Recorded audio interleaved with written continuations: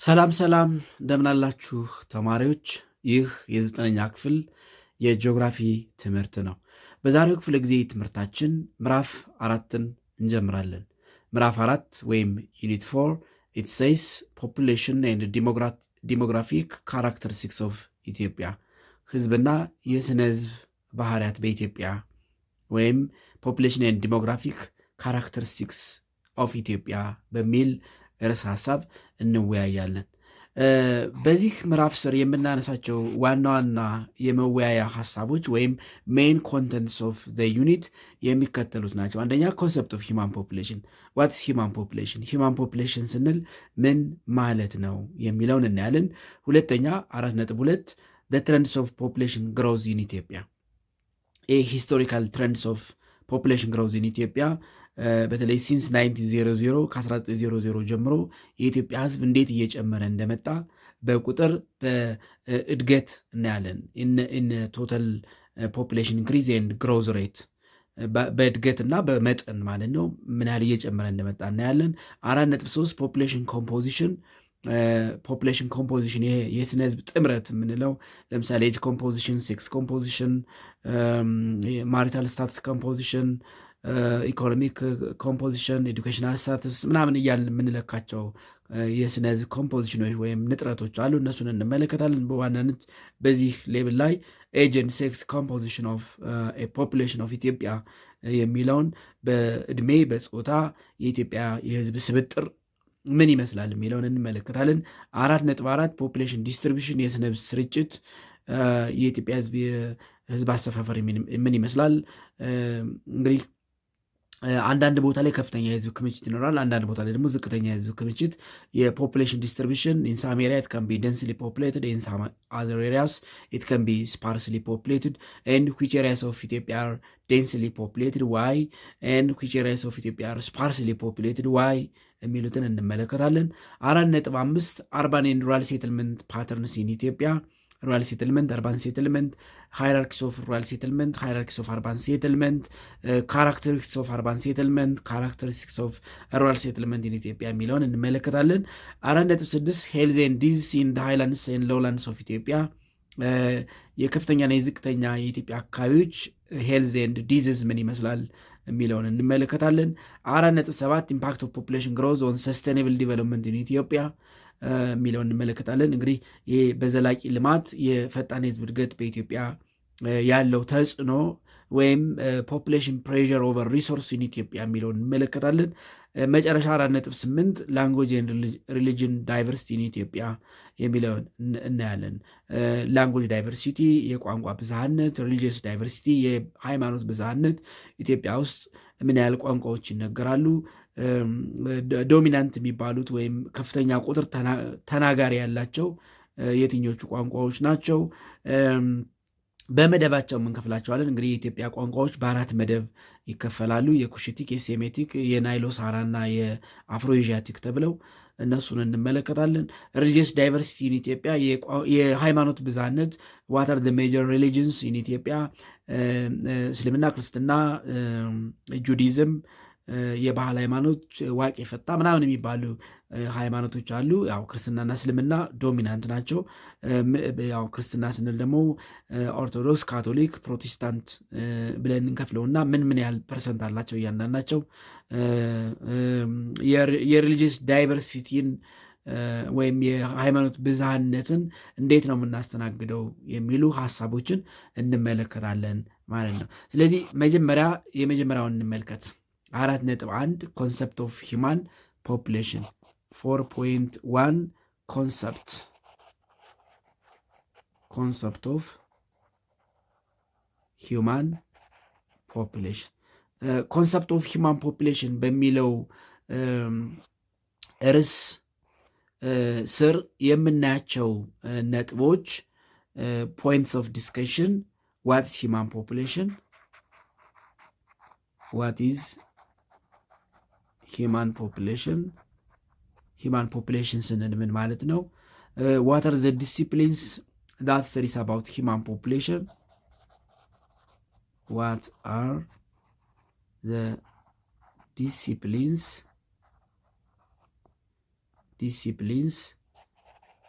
that study about human population ስለ ስነ ህዝብ የሚያጠኑ የትምህርት ዘርፎች ምን ምን ናቸው? what is population geography? what is population geography ምንድን ነው? and what is the importance of studying human population? why we study human population? why we study human population? ስነ ህዝብን ማጥናት ወይም ህዝብን ማጥናት ጠቀሜታው ምንድን ነው? what are the reasons for studying human population? ለምሳሌ ህዝብና ቤት ቆጠራ ይደረጋል ይባላል። ለምንድን ነው የሚደረገው? ህዝብና ቤት መቁጠር ወይም የህዝብን ቁጥር ማወቅ ወይም ህዝብን መቁጠር ምን ጠቀሜታ አለው የሚለውን እናያለን። why we study human population? ለምን ነው ስነ ህዝብን የምናጠና? የሚሉ እነዚህን 4 ዋና ዋና ጥያቄዎች ኮንሰፕት ኦፍ ሂማን ፖፑሌሽን በሚለው ስር እናነሳለን ማለት ነው። ስለዚህ ዋት ኢዝ ሂማን ፖፑሌሽን የሚለውን እንመልከት። ዋት ኢዝ ሂማን ፖፑሌሽን? ዋት ኢዝ ሂማን ፖፑሌሽን?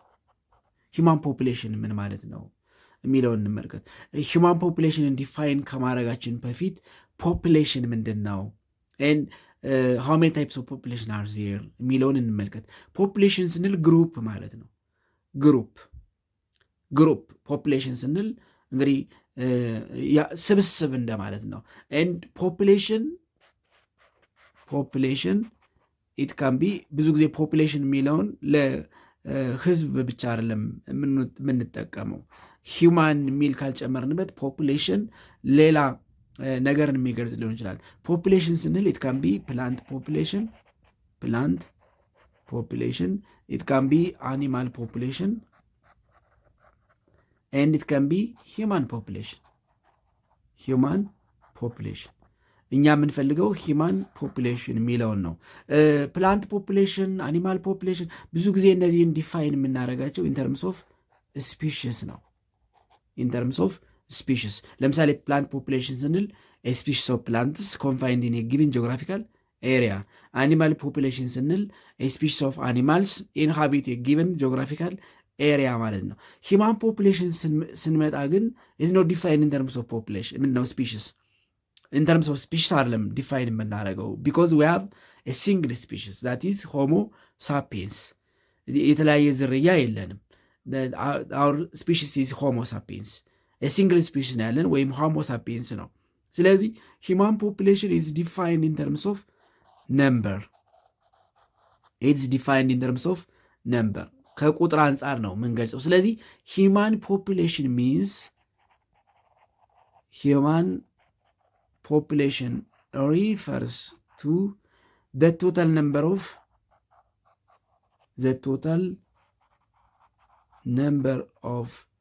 people or human inhabitants of a specific area ማለት ነው። ስለዚህ ሂማን ፖፑሌሽን ስንል ነምበር ኦፍ ፒፕል ኦር ነምበር ኦፍ ሂማን ኢንሃቢታንትስ ኢን ስፔሲፊክ ጂኦግራፊካል ኤሪያ ማለት ነው። በአንድ የተወሰነ ውስን ቦታ የሚኖር የህዝብ ቁጥር ሂማን ፖፑሌሽን ይባላል። ስለዚህ ሂማን ፖፑሌሽን ስንል በአጭሩ ነምበር ኦፍ ፒፕል ሊቭ ኢን ጊቨን ጂኦግራፊካል ኤሪያ። ነምበር ኦፍ ፒፕል ሊቭ ኢን a defined geographical area የሚኖር የሰው ቁጥር ሂውማን ፖፑሌሽን ብለን እንጠራዋለን። ስለዚህ ሂውማን ፖፑሌሽን ስንል total number of human inhabitants of a specific area or the number of people live in a defined geographical area or in a specific geographical area ብለን ዲፋይን እናደርገዋለን። ሌላው እዚህ ጋር የምናነሳው ሁለተኛው ጥያቄ ዋት አር ዘ ዲሲፕሊንስ ዛት ስተዲ አባውት ሂውማን ፖፑሌሽን? ዋት አር the disciplines that study about human population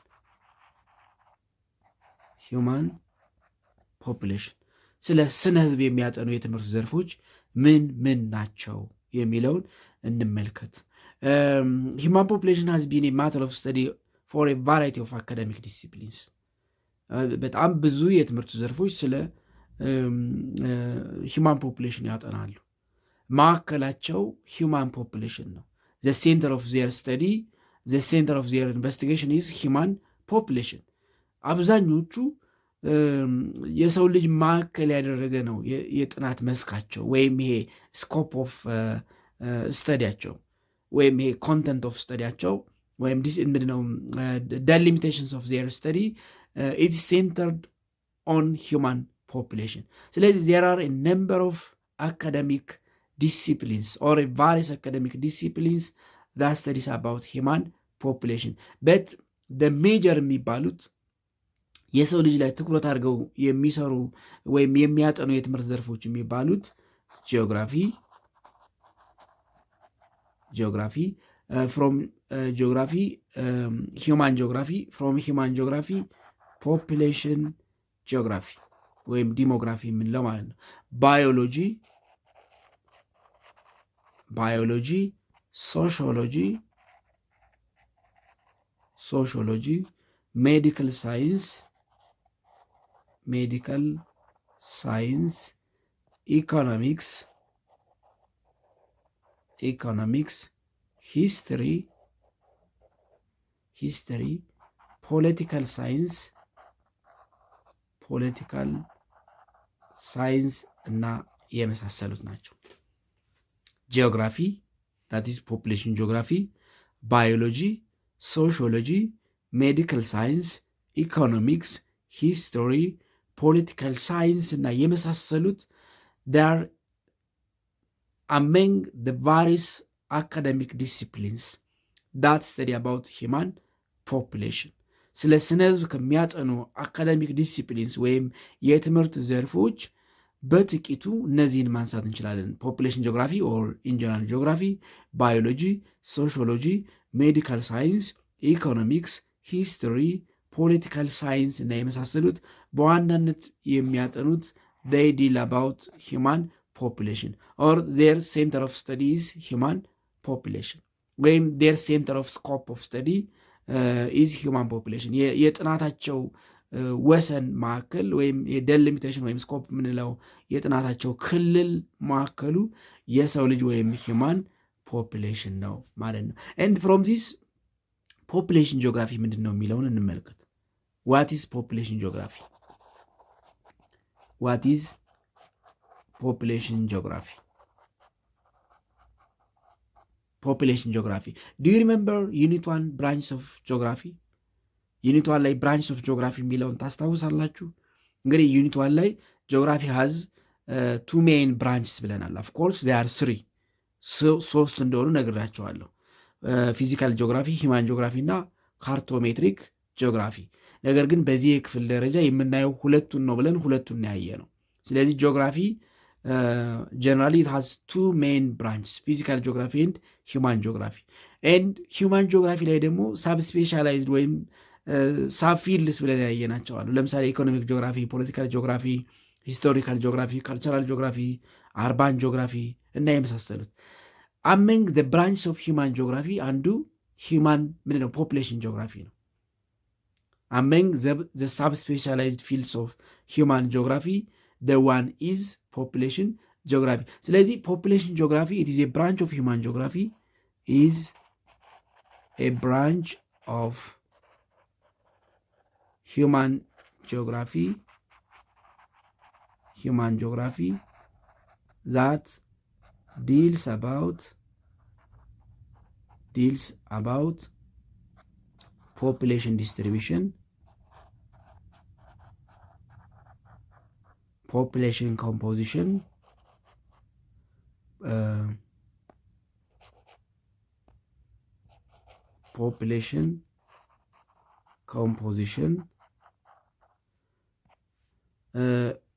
dynamics of population change,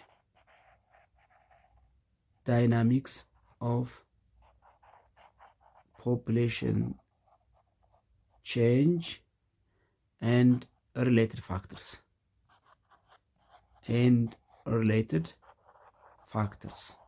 related factors with population distribution. ስለ ስነ ስርጭት population composition, it can be age composition and sex composition. dynamics of population change, እነዚህ ዲተርሚናንትስ ኦፍ ፖፑሌሽን ቼንጅ የምላቸው አሉ። የአንድ ሀገር ህዝብ እንዲጨምር ወይም እንዲቀንስ የሚያደርጉ ፋክተሮች፣ ለምሳሌ በርዝ ሬት፣ ዴዝ ሬት ኤንድ ማይግሬሽን። ኦፍኮርስ ዘ ቱ ሞስት ኢምፖርታንት የሚባሉት በርዝ ኤንድ ዴዝ ናቸው። የአንድ ሀገር ህዝብ እንዲጨምርም እንዲቀንሱ የሚያደርጉ ዘ ቱ ሜይን ኮምፖነንትስ ኦፍ ፖፑሌሽን ቼንጅ ኦር ዘ ቱ ሜይን ዳይናሚክስ ኦፍ ፖፑሌሽን ቼንጅ የሚባሉት ውልደትና ሞት እንዲሁም ፍልሰት አለበት። ኦፍኮርስ ፍልሰት የዓለምን ህዝብ አፌክት አያደርግም። ምክንያቱም ከየትኛውም የዓለም ክፍል ወደ የትኛውም ብንሄድ ስቲል ዊ አር ኢን ዘ ወርልድ፣ ከዓለም አንወጣም። ግን የአንድ ሀገር ህዝብ እንዲጨምር ወይም እንዲቀንስ ያደርጋሉ። ለምሳሌ የኢትዮጵያ ህዝብ እንዲቀንስም እንዲጨምርም ሊያደርግ ይችላል። የአሜሪካ ህዝብ እንዲጨምር እንዲቀንስም ሊያደርግ ይችላል። ስለዚህ ፖፑሌሽን ጂኦግራፊ ኢት ኢዝ ኤ ብራንች ኦፍ ሂውማን ጂኦግራፊ ዳት ዲልስ አባውት population distribution and factors affecting it, population composition, the age and sex composition of a population, the dynamics of population change, that is the birth rate, the death rate and migration and other related factors. ስለዚህ ስለ ሂውማን ፖፑሌሽን የሚያጠናው ብራንች ኦፍ ጂኦግራፊ ፖፑሌሽን ጂኦግራፊ ነው ማለት ነው። ሌላው እዚህ ጋር ማንሳት ያለብን ዋይ ዊ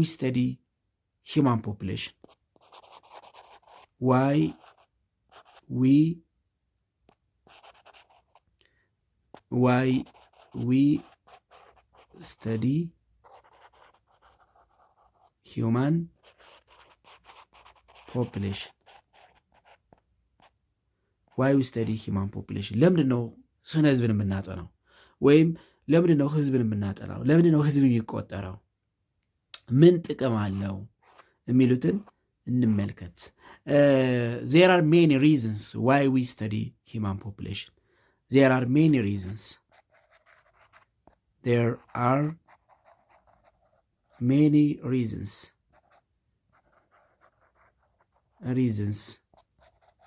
why we study human population. ስነ ህዝብን የምናጠናው ወይም የአንድን ሀገር ህዝብ የምናጠናው የምንቆጥርበት ምክንያት ብዙ ነው። there are many reasons why we study human population. the human population is studied for many reasons. ስነ ህዝብን የምናጠናው ለብዙ ምክንያት ነው። አንደኛው ምክንያት for socio-economic development of a society ነው። to adjust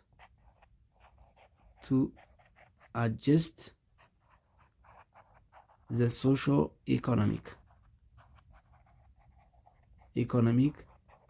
development of a society.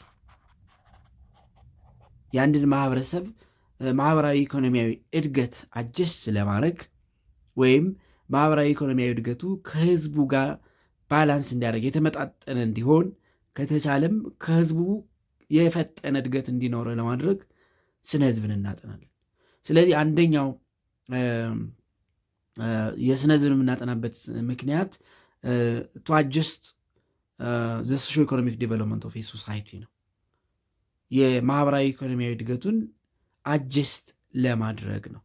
ሌላኛው ፎር ፖሊሲ ዲቨሎፕመንት ነው። ፎር ፖሊሲ ዲቨሎፕመንት የተለያዩ ፖሊሲዎች ይኖራሉ። ለምሳሌ የኤዱኬሽን ፖሊሲ፣ የስነ ህዝብ ፖሊሲ፣ የጤና ፖሊሲ፣ የኢንፍራስትራክቸር ፖሊሲ፣ የኢኮኖሚ ፖሊሲ። እነዚህን ዲቨሎፕ ለማድረግ we have to study our population። ምን ያህል ቁጥር አለን? እንዴት ነው እያደገ ያለው? በምን ያህል ነው እየጨመረ ያለው? በምን ያህል ፍጥነት ነው እያደገ ያለው? ምን ያክል በየዓመቱ ስራ ፈላጊ ህዝብ ይኖረናል? ከየዩኒቨርሲቲዎች እየተመረቀ የሚወጣው ስራ ፈላጊ ኃይል ወይም ደግሞ መቀጠር ያለበት ወይም ለስራ መሰማራት ያለበት ኃይል ምን ያክል ነው የሚለውን አስቀድመን ካላወቅን ፖሊሲ ዲቨሎፕ ልናደርግ አንችልም። ስለዚህ ስነ ህዝብን የምናጠናው ፎር ፖሊሲ ዲቨሎፕመንት ነው። ፎር ፖሊሲ ዲቨሎፕመንት። ሌላው ዋይ ዊ ስተዲ ሂማን ፖፕሌሽን ዋይ ዊ ስተዲ ሂማን population is in order to adjust situations to existing reality, to adjust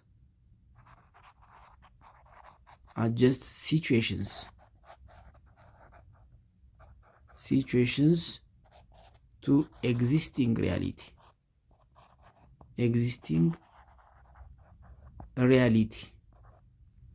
ይሄ ያለውን ሁኔታ ከነባራዊ እውነት ጋር አጅስት ለማድረግ አንዳንዴ የህዝባችን እድገትና መሬት ላይ ያለው የህዝቡን እድገት መሸከም ያለበት የኢኮኖሚ እድገት በጣም የተራራቀ ሊሆን ይችላል። ስለዚህ ይህንን አጀስት ለማድረግ we have to study the human population። ስለዚህ ስነ ህዝብን የምናጠነው አንደኛ ፎር ሶሾ ኢኮኖሚክ ዲቨሎፕመንት፣ ሁለተኛ ፎር ዲቨሎፕመንት ኦፍ ፖሊሲ ኤንድ ሁለተኛ ቱ አጀስት ዘ ሲቹዌሽን ቱ ኤግዚስቲንግ ሪያሊቲ። ስለዚህ ስነ ህዝብን ማጥናት በጣም አስፈላጊ ነው ማለት ነው። ስነ ህዝብን ሳናጠና ማህበራዊ ኢኮኖሚያዊ ልማትን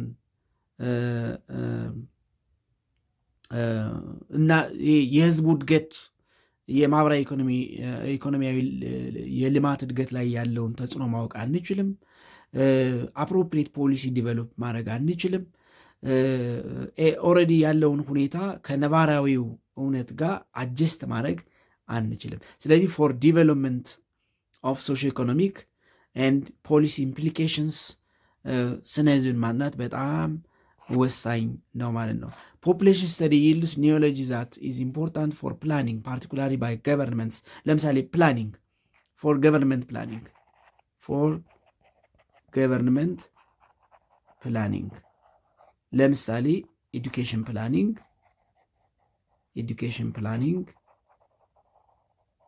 ሄልዝ ፕላኒንግ፣ ሃውሲንግ ፕላኒንግ። አሁን ለምሳሌ በከተማ በተለይ የሚሰሩ የቤት መሰረተ ልማቶች የመኖሪያ ቤቶች ከህዝቡ እድገት ጋር ተመጣጣኝ መሆን አለባቸው። በየጊዜው እያደገ የሚመጣው ህዝብ የመኖሪያ ቤት አቅርቦት ሊኖረው ይገባል። ምክንያቱም ህዝብ ጎዳና እንዲያድር አይፈለግም። ስለዚህ ይሄ ገቨርንመንት ፕላኒንግ መንግስት በቅድ እንዲመራ በተለይ ኤዱኬሽናል ፕላኒንግ፣ ሄልዝ ፕላኒንግ፣ ሃውሲንግ ፕላኒንግ፣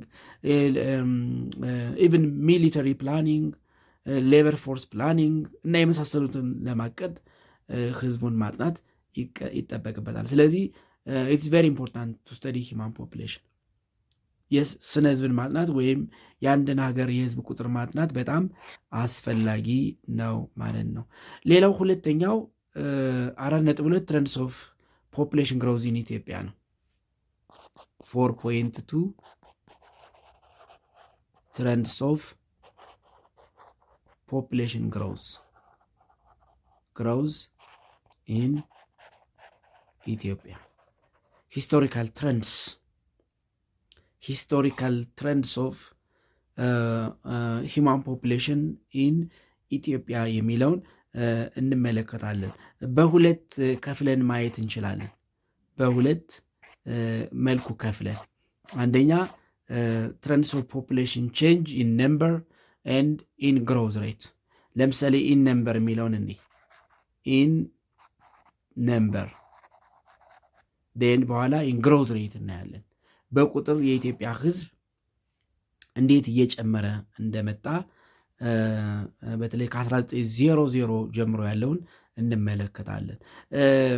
ከዛ በፊት ግን ኢትዮጵያ ከረንትሊ ኢት ኢዝ ዘ ሰከንድ ሞስት ፖፕለስ ካንትሪ ኢን አፍሪካ። ዘ ሞስት ፖፕለስ ካንትሪ ኢን አፍሪካ የሚባሉት የሚከተሉት ናቸው። ዘ ሞስት ፖፕለስ ካንትሪስ ኢን አፍሪካ የሚባሉት የሚከተሉት ናቸው። አንደኛ ናይጄሪያ፣ the first, the second ኢትዮጵያ፣ the third Egypt, the fourth Democratic Republic of Congo, the fifth Republic of South Africa ናቸው። ስለዚህ ኢትዮጵያ is the second most populous country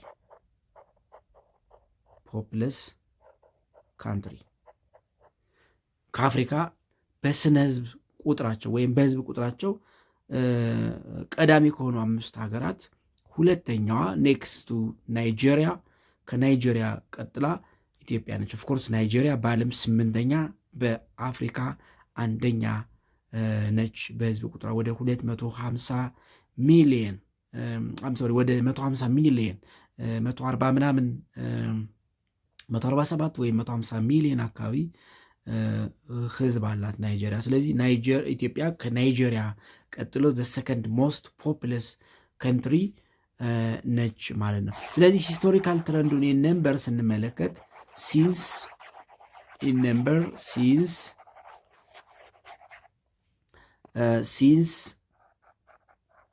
1900 ለምሳሌ በ1900 የኢትዮጵያ ህዝብ ስንት ነበረ ብለን እንነሳ። in 1900 the total population of Ethiopia was 11.8 ሚሊዮን ነበረ። በ1900 ያ ማለት ከዛሬ 117 ዓመት በፊት የኢትዮጵያ ህዝብ 11.8 ሚሊዮን ብቻ ነበረ።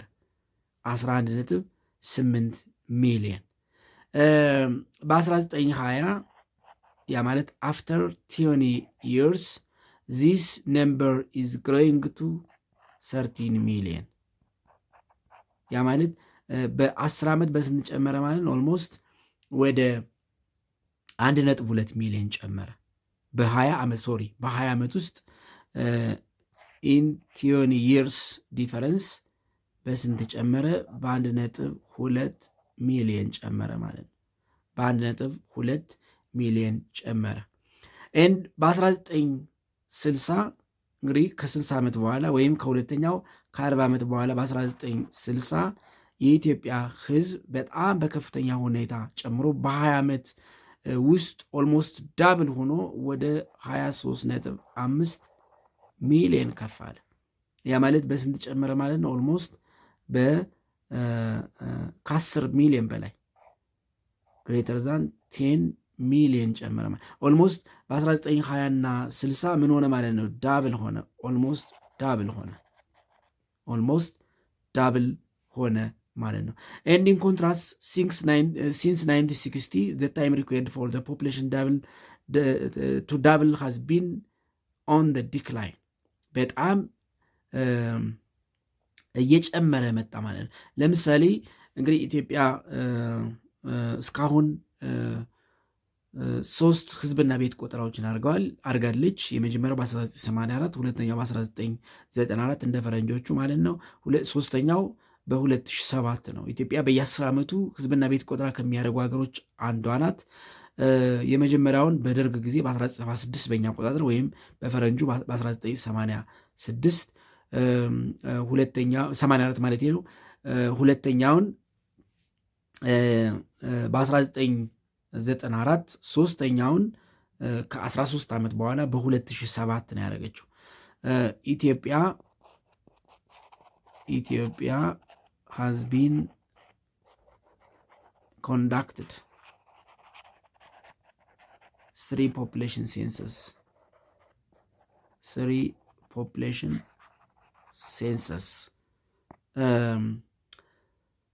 3 ህዝብና ቤት ቆጠራዎችን አድርጋለች። የመጀመሪያው በ1984 እንደ ፈረንጆች አቆጣጠር ነው፣ ወይም ወደኛ ስታመጡት በ1976 ማለት ነው። ሁለተኛው በ1994፣ ሶስተኛው በ2007 ነው። ነገር ግን የሀብት ነው ዚስ ኢትዮጵያ ሴንሰስ የምታደርገው ፐር ኤቭሪ 10 ይርስ ነው። ፐር ኤቭሪ 10 ይርስ ነው። ለምሳሌ መጀመሪያው 1984፣ ሁለተኛውን ከ10 ዓመት በኋላ በ1994፣ ሶስተኛውን ግን ከ13 ዓመት በኋላ፣ ይሄኛው ከ10 ዓመት በኋላ፣ ይሄኛው ግን ከዚህ እስከዚህ ባለው ከ13 ዓመት በኋላ ነው። እንግዲህ በነበረባት የፖለቲካ አለመረጋጋት በ2004 ማድረግ የነበረባትን እንደ ፈረንጆች ማለት ነው አላደረገችም። በእኛ በ1996 ነበር ማድረግ የነበረባት። ያደረገችው በእኛ አቆጣጠር በ1999 ወይም በፈረንጆች 2007 ነው። ለምሳሌ በ1984 የኢትዮጵያ አጠቃላይ ሕዝብ በ1984 የኢትዮጵያ አጠቃላይ ሕዝብ 42.6 ሚሊዮን ነበር። እንግዲህ በ1960 ታስታውሳላችሁ። በ1960 ስንት ነበረ? 23.5 ሚሊዮን ነበረ። 23.5 ሚሊዮን። ያ ማለት ከ24 ዓመት በኋላ ኦልሞስት ዳብል ሆነ ማለት ነው። ወደ 42.6 ሚሊዮን ከፍ አለ። በሁለተኛው ህዝብና ቤት ቆጠራ በ1994 ከ10 ዓመት በኋላ ኦልሞስት በ10 ሚሊዮን ጨምሮ 53.5 ሚሊዮን ደረሰ። 5 ሚሊዮን። በሶስተኛው ህዝብና ቤት ቆጠራ ከ13 ዓመት በኋላ ከሁለተኛው ማለት ነው በ2007 የኢትዮጵያ ህዝብ አጠቃላይ ስንት ሆነ ማለት ነው? 73.8 ሚሊዮን ሆነ። ስለዚህ ከ1960 በኋላ ኦልሞስት ዳብል እየሆነ መጣ ማለት ነው። ያ ማለት ይህ ዳብሊንግ ታይሙ እየቀነሰ መጣ። እንግዲህ በቁጥር የኢትዮጵያ ህዝብ ከ1900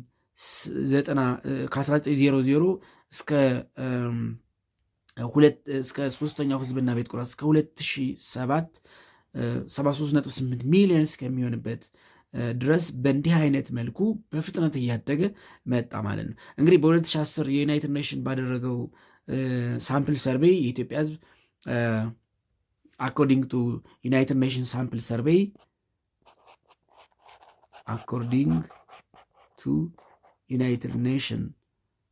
ሳምፕል ሰርቬይ ሳምፕል ሰርቬይ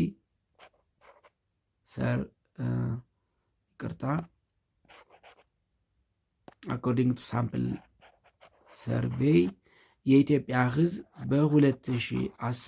በ2010 ህዝብና ቤት ቆጠራ አልተደረገም። ከናሙና ጥናት ዩናይትድ ኔሽን ህዝብና ቤት ቆጠራ ማድረግ ለማይችሉ አገራት የናሙና ጥናት ይወስዳል። የተወሰኑ ክልሎችን ወይም ደግሞ ከክልሎች የተወሰኑ ዞኖችን ወይም ወረዳዎችን ያጠናና ዜን የክልሎችን ህዝብ ስቲሜት አድርጎ ዜን አጠቃላይ የሀገሪቱ ይህን ያህል ይሆናል ብሎ ይገምታል። በ2010 እንደ ዩናይትድ ኔሽን ስቲሜሽን 79.0 ሚሊየን ሊሆን እንደሚችል ተገምቷል።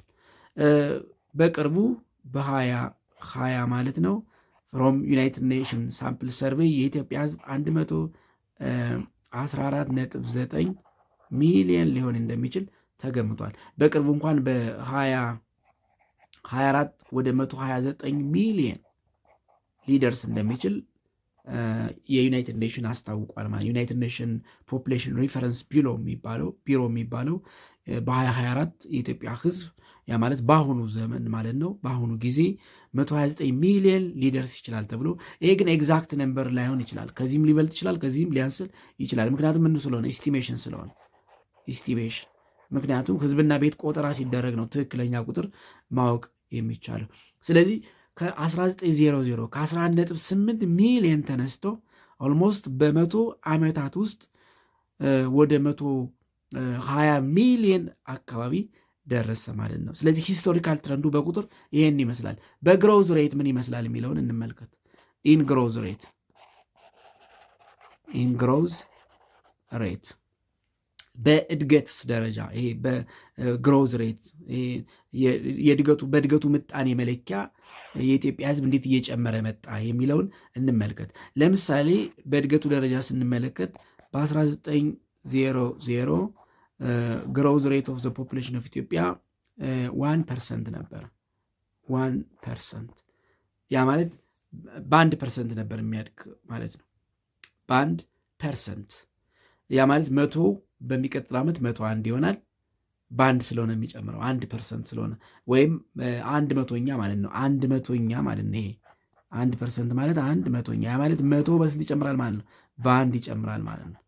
በአንድ ይጨምራል። እንግዲህ በ1900 የኢትዮጵያ ህዝብ ዓመታዊ እድገት 1% ብቻ ነበረ። 1%። ይሄ እስከ 1920 ድረስም እንዲሁ ነበር። እስከ 1920 ኦልሞስት 1% አካባቢ ነበር። 1% አካባቢ ነበር። ነገር ግን አፍተር 1920 the growth rate start to increase ግሮዝ ሬቱ በጣም እየጨመረ መጣ። ለምሳሌ በ1950 የኢትዮጵያ ዓመታዊ ዓመታዊ ህዝብ እድገት ወደ 2% አደገ። ያ ማለት ኦልሞስት ዳብል ሆነ ማለት ነው። 1% የነበረው 2፣ ያ ማለት 2 በመቶኛ እያደገ ማለት 100 በ2 ይጨምራል ማለት ነው በየዓመቱ። እንግዲህ በሚሊዮን ስናባዛው በጣም ብዙ ነው የሚሆነው። በ1950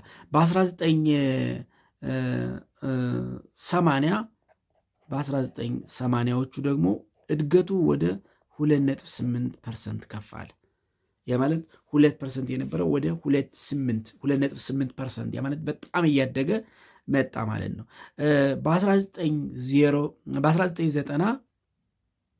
በ1990 ደግሞ በ1990 ወደ 3% አደገ። ያ ማለት ከ2.8 ወደ 3%፣ ያ ማለት በ300ኛ እያደገ መጣ ማለት ነው። በ300ኛ እያደገ መጣ። በ2010 ከ2010 እስከ 2020 ባለው ደግሞ የተወሰነ ቀንሶ ግን ስቲል ዋን ኦፍ ዘ ሃይስት ኢን ዘ ወርልድ በሚባል ደረጃ ከ2010 እስከ 2020 ባለው ኦፍኮርስ ይሄ ኤግዛክት ምክንያቱም ሴንሰስ ስላልተደረገ እድገቱን በትክክል መግለጽ አይቻልም። ግን በግምት ዩናይትድ ኔሽን ባጠናው ጥናት የኢትዮጵያ ሕዝብ 2.6% ዓመታዊ እድገት የግሮዝ ሬቱ 2.6% ደረሰ ማለት ነው። ስለዚህ ከ1900 ጀምሮ ባለው ጊዜ የኢትዮጵያ ሕዝብ የዓመታዊ የእድገት መጠን ግሮዝ ሬት የምንለው በየጊዜው በጣም እየጨመረ መጥቶ በተለይ በ1990 3% ደርሶ ነበር። 3% እንግዲህ 3% ማለት በጣም ብዙ ነው። ለምሳሌ በ1984 ስንት ነበረ? ኦልሞስት ስንት ነበር ያልነው? 42.6 ሚሊዮን ነበር። 42 በ1994 እንግዲህ እድገቱ ወደ 3% በማደጉ በ1994 53.5 ሚሊዮን ደረሰ። 5 ሚሊዮን ደረሰ። በ2007 በተደረገው ህዝብና ቤት ቆጠራ ወደ 73.8 ሚሊዮን ደረሰ። ይሄ የሚያሳየው ግሮዝ ሬቱ በየጊዜው እንዴት እየጨመረ እንደመጣ ያሳያል ማለት ነው። ስለዚህ ናውዴይስ የኢትዮጵያ ህዝብ ዓመታዊ እድገት 2.6% አካባቢ ነው ተብሎ ይታመናል። ኢን ዚስ ዴይስ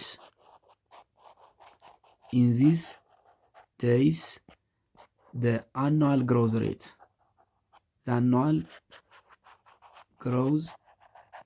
rate of Ethiopia is expected to be 2.6%, but it is the highest in the world. It is the highest in the world. ይሄ በዓለም ከፍተኛው የሚባል ነው። is the highest in the world በዓለም ላይ ከፍተኛ የሚባል ነው። even 2 times of the world average የሚባል ነው። የወርልድ አቨሬጅ ግሮዝ ሬት ወደ 1.2% አካባቢ ነው።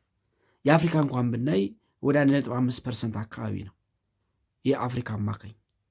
ስለዚህ የኢትዮጵያ በጣም ፈጣን ወይም ደግሞ ከፍተኛ የሚባል ዓመታዊ የህዝብ እድገት መጠን አላት ማለት ነው።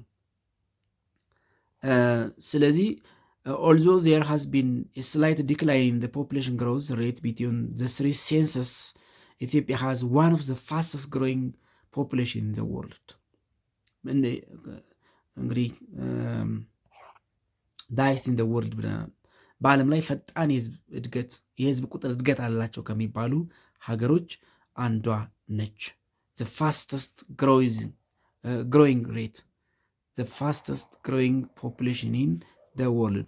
Over the 2 decades between the three census, for instance, the population of Ethiopia increased from 42.6 million in 1984 to 53.5 million in 1994 and to 73.8 million in 2007. And in 2020, the Ethiopian population was estimated to be 114.9 million according to United Nations Population Reference Bureau estimation. እንደተባበሩት መንግስታት የስነ ህዝብ ግምት የኢትዮጵያ ህዝብ በ2020 ማለት ከ4 ዓመት በፊት የተደረገ ጥናት ነው። እንግዲህ በቅርብ የተገለጸውን ቅድም ነግራቸዋለሁ። ወደ 129 ሚሊዮን ይደርሳል ተብሎ በዚህ ዓመት በ2024 ተገምቷል። በ2020 ግን 114.9 ሚሊዮን ይደርሳል ተብሎ ተገምቷል። ምናልባትም ከዚህ በላይ በትክክል ቢቆጠር ከዚህም በላይ ሊሆን ይችላል ማለት ነው። ስለዚህ ኢትዮጵያ በታሪክ በቁጥርም በአመታዊ እድገትም ፈጣን የህዝብ እድገት ካሳዩ ሀገራት ውስጥ ትመደባለች ማለት ነው። ፈጣን የህዝብ እድገት ካሳዩ ሀገራት ውስጥ ትመደባለች። 4.3 ፖፑሌሽን ኮምፖዚሽን የሚል ነው። ፖፑሌሽን ኮምፖዚሽን ምን ማለት ነው? ፖፑሌሽን ኮምፖዚሽን እንዴት ይገለጻል? ፍሮም ፖፑሌሽን ኮምፖዚሽን ኤጅ ኤንድ ሴክስ ኮምፖዚሽን ኦፍ ዘ ፖፑሌሽን ኦፍ ኢትዮጵያ የሚለውን እንመለከታለን። ለዛሬው በዚህ እናብቃ። ሰዓቱ ስለማይበቃን ይህንን በሌላ ጊዜ እንመለከተዋለን። በሌላ ጊዜ እስከምንገናኝ ደህና ሁኑ ተማሪዎች።